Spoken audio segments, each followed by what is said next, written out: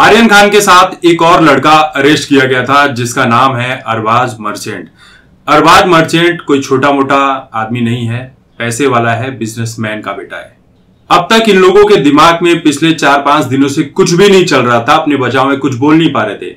लेकिन जैसे ही एनसीपी के नेता, महाराष्ट्र आघाड़ी के सरकार के मंत्री नवाब मलिक ये कहते हैं कि ये रेड फर्जी थी, तो अब ये लोग भी रेड को फर्जी बताने में जुट गए हैं और इसी के तर्ज पर कार्रवाई की जाएगी जमानत की। अरबाज मर्चेंट का ये कहना है कि जिस दिन हमें अरेस्ट किया गया वहां पर उस वक्त जो ये ड्यूटी लगी होती है वो सीआईएसएफ के दायरे में आती है और सुबह 11 बजे से लेकर शाम 8:30 बजे तक का सीसीटीवी फुटेज देख लो।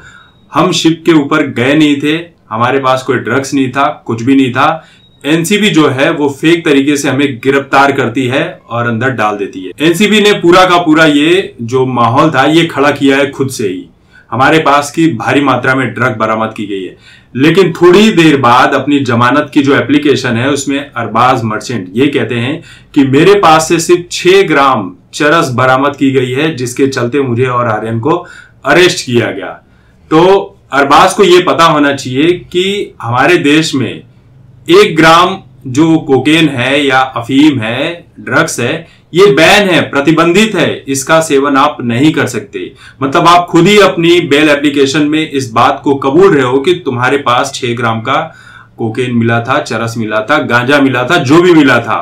तो जब मिला था इसका मतलब आप सेवन करते हो और इस तरह से आपके पास हमेशा मिलती होगी। तो एनसीबी यहां पर झूठी नहीं है। अब 6 ग्राम मिली हो या 600 ग्राम मिली हो, ये तो आगे की कार्रवाई में ही पता चलेगी कि आपको बेल एप्लीकेशन मिलती है या नहीं मिलती है। दूसरी बात यह भी है कि जिस तरह से नवाब मलिक एनसीबी की टीम के ऊपर आरोप लगा रहे हैं कि ये आरोप जो लगा रहे हैं कि फर्जी है, ये जो भी रेड पड़ी थी, ये मतलब कहां तक सही है कि अपनी राजनीतिक मंशा को पूरा करने के लिए, अपने दोस्तों को बचाने के लिए इस तरह की बातें कही जाएं। गलत का साथ देना है चाहे जैसे दो। एनसीबी, सीबीआई, पुलिस वाले अपनी जान पे खेल कर मेहनत से अपराधियों को पकड़ते हैं, लेकिन नेता जो है इसे अपने अपने तरीके से छुड़ा ले जाते हैं और बाद में ये राजनीतिक माहौल ले लेता है। बाद में आम जनता भी इस केस में कुछ समझ ही नहीं पाती है, कोई सही मानता है, कोई गलत मानता है और सोशल मीडिया पर लोग एक दूसरे को गालियां देते हुए नजर आते हैं। अपने अपने जो सहयोगी हैं उन्हें सपोर्ट करते हुए नजर आते हैं कि ये मेरी पार्टी का है, मेरी पार्टी का है, ये मेरा सुपरस्टार है, इसकी बुराई तूने की तो तुझे दूंगा रख के। तो ये मतलब कहां तक सही है? अपराधियों का साथ दोगे, हो सकता है कि कल वही अपराधी जिनका तुम सपोर्ट कर रहे हो नशे की हालत में तुम्हारे ऊपर ही गाड़ी चढ़ा दे, तुम्हारे किसी फैमिली मेंबर के ऊपर गाड़ी चढ़ा दे।